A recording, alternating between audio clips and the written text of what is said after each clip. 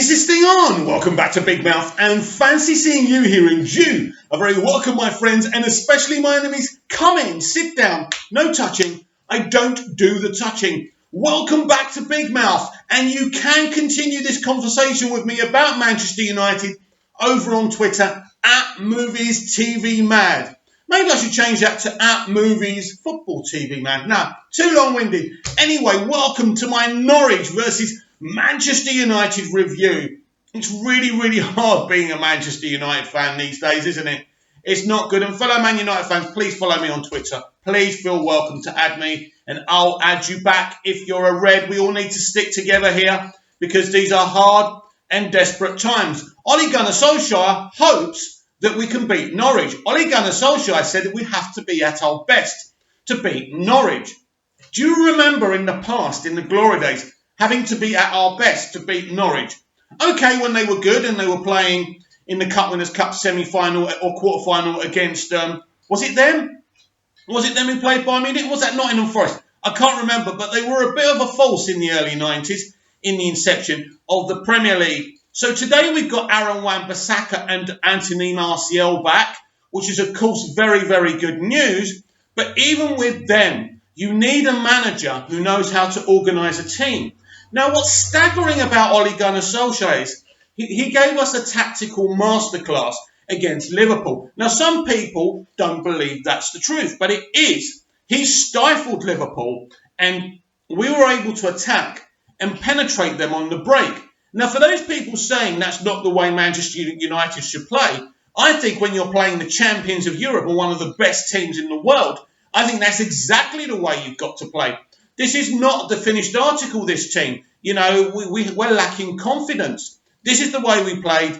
Klopp was so annoyed after the full-time whistle went, and that tells you something. That Ole Gunnar Solskjaer, or whoever did the tactics, because I'm not even sure if it was him, that's how far paranoid I am now. But whoever did those tactics, they were perfect. They nullified Liverpool mostly. And even in the second half, we really had the best goal-mouth situations.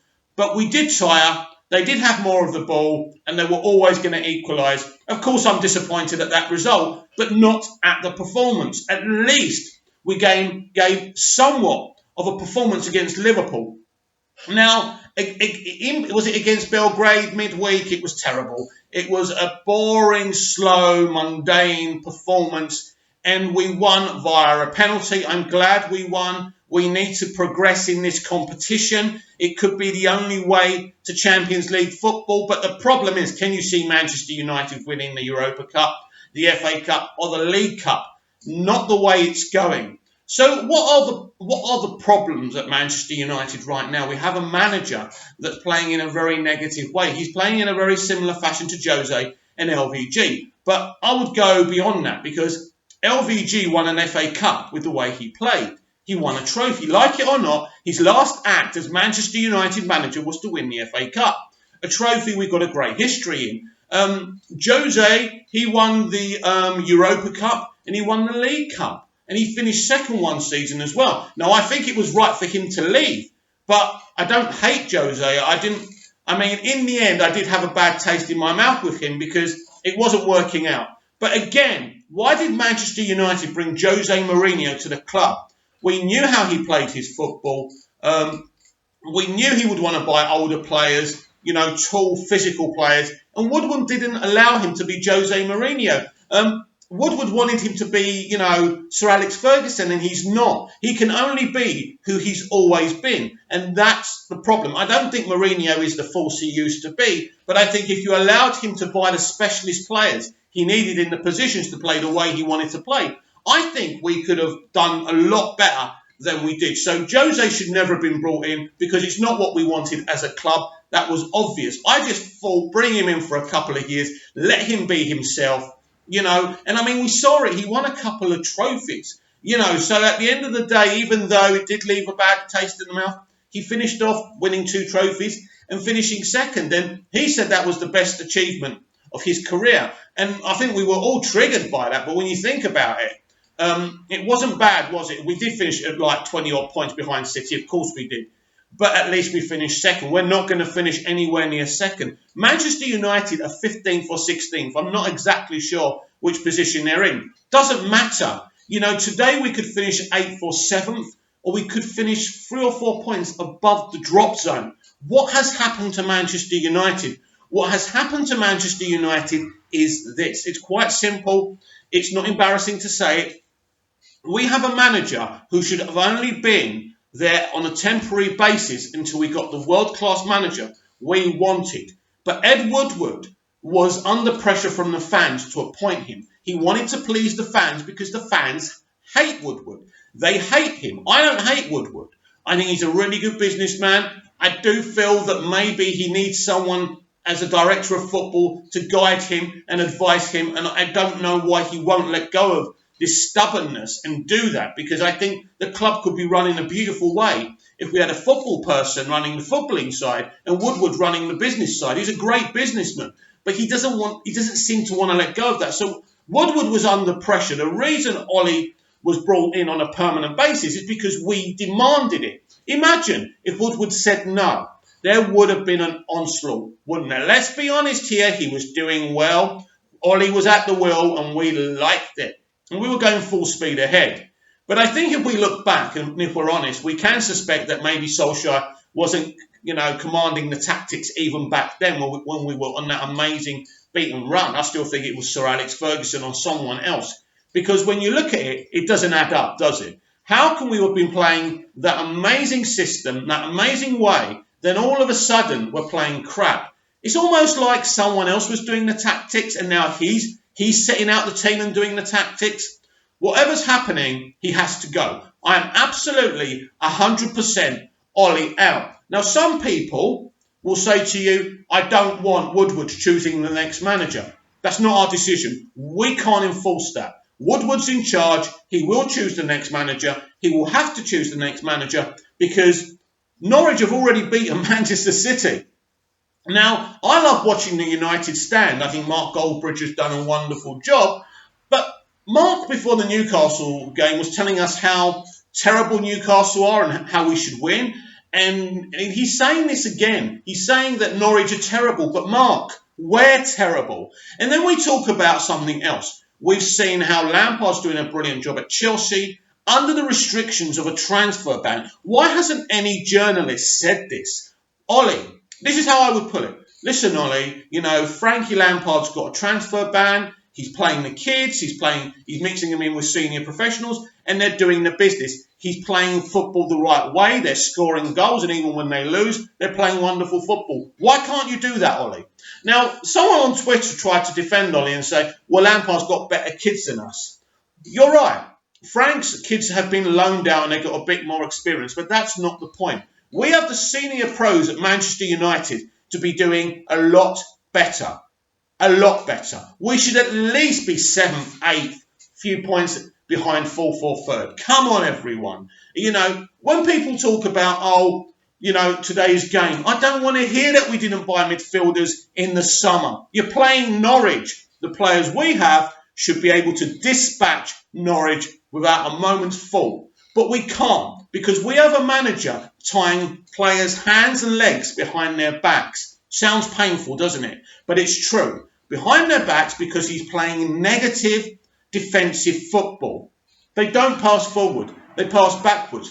They play mostly long balls. We're not playing good football. The manager is not allowing us to play good football. And it's the same problem with LVG and the same problem with Mourinho. It's the same thing all over again. Ole Gunnar Solskjaer came to Manchester United with that wry smile, telling us that Manchester United can only play one way, playing great attacking football and scoring plenty of goals. And when he first came for those opening 3 months, the promise was there. It was fulfilled. Now, all of a sudden, he's playing defensively. He's constantly lying. He lied about Sanchez. You'll be surprised how many games Sanchez will play. You'll be surprised how many players want to come to Manchester United. And then we've got the Brendan Rodgers effect. Brendan Rodgers, sorry, get my words out. Not a hard word to say, is it? But Brendan Rodgers basically did a fantastic job at Liverpool. A hair's breadth away of winning the league. And he was a very inexperienced manager. I mean, he'd been an assistant coach for Mourinho or part of his, coaching team at Chelsea. But really that was his, that was a big gig for him. And he did really, really well. And, was it Celtic he was at? I think he was Celtic. He did a very good job at Celtic as well. Not too hard to do a good job at Celtic with the competition being invisible. But at the end of the day, he's doing a wonderful job at Leicester. Leicester are a wonderful club with wonderful owners, supportive owners, a brilliant club. And when they had that terrible helicopter crash, you saw how the solidarity from the owners to the manager, who was Claudio at the time. Now, people are saying we should get Brendan Rodgers to replace Ole Gunnar Solskjaer. Yes, I agree. But question for you, why would Brendan Rodgers, at a brilliant situation at Leicester, he's bought Tielemans, a player we should have bought, right? A guy who can buy anyone he asks the club for. They'll give him money. There's no problem. Healthy relationships with the players. Why would he come to Manchester United? Why would he ruin what he's building? He's got a good situation at Leicester City. Why would he come to us? That's what's happened. That's what LVG has done. That's what Mourinho has done. And especially that's what Ole Gunnar Solskjaer has done. And unfortunately for Ed Woodward, he needs to go back to the drawing board and think about how he runs this club. We could be relegated this year. We are not too good to go down.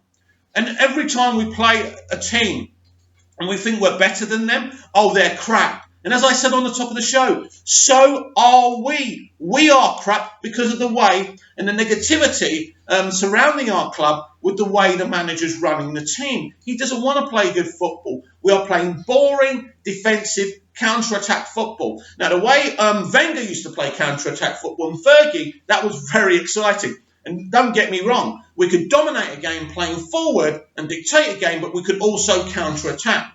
We had a variety of play under Ferguson. But it's no point looking back to Ferguson. Those days are absolutely gone. Now, I knew we would struggle. I absolutely knew we would struggle without Ferguson. But this is ridiculous. And all Woodward had to do was appoint a good manager from the off. I don't think we could have got Pep, and I don't think we could have got Klopp. They were out of our hands. But there are plenty of good, not famous managers out there who could have done a really good job for this club, but we keep on choosing these people. Was it, I don't know what pundit said it on Sky, but I think it was Jamie Redknapp. What right has Ole Gunnar Solskjaer? What credentials has he got to be manager of Manchester United? None. And he's not even proving himself. He keeps on saying, we've got to go through the pain to go through the pleasure.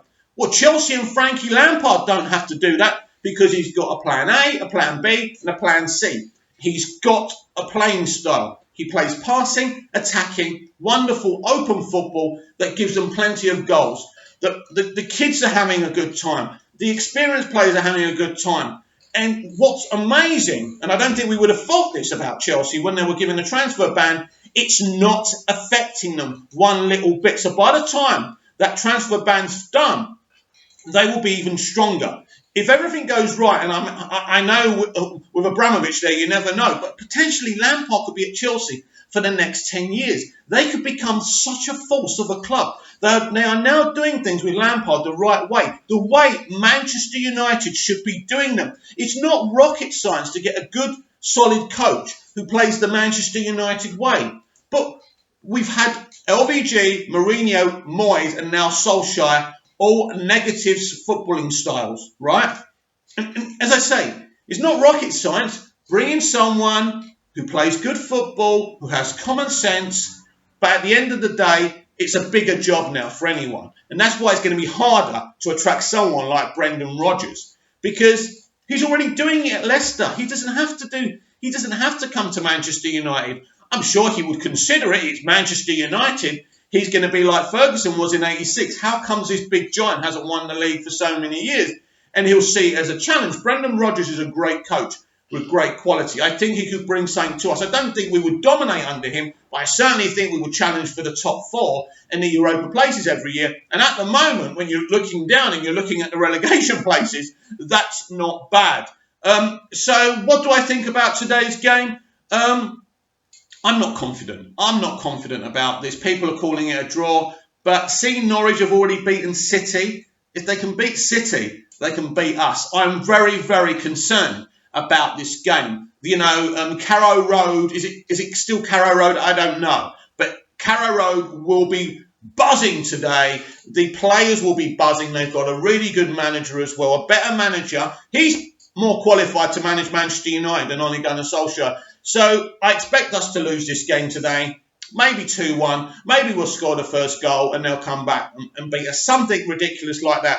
If we win this, things will be looking a lot more positive. I don't see it. But he drew against Liverpool. He got a jammy win midweek in the Europa. If he could win this game, then you could kind of tell the tide's turning. And as I say, he's got Aaron Wan-Bissaka, and he's got Martial back, and Pogba will be back very soon as well. So things could be looking a lot better. So there's no excuses today. We have to win. We have to win well. These players and this manager have to show us, the fans, what they're made of. But if they capitulate and we lose today, he will be gone within a matter of a week, maybe even closer, because we will be hovering under the relegation places if we lose today. But even a draw's not good enough. He has to win or else.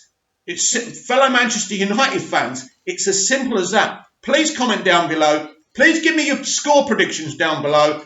As I've said, I think we'll lose 2-1. I think Norwich will come from behind and beat us. If that's the case, really, in all honesty, Ole Gunnar Solskjaer has to go. And Ed Woodward has to start learning some lessons.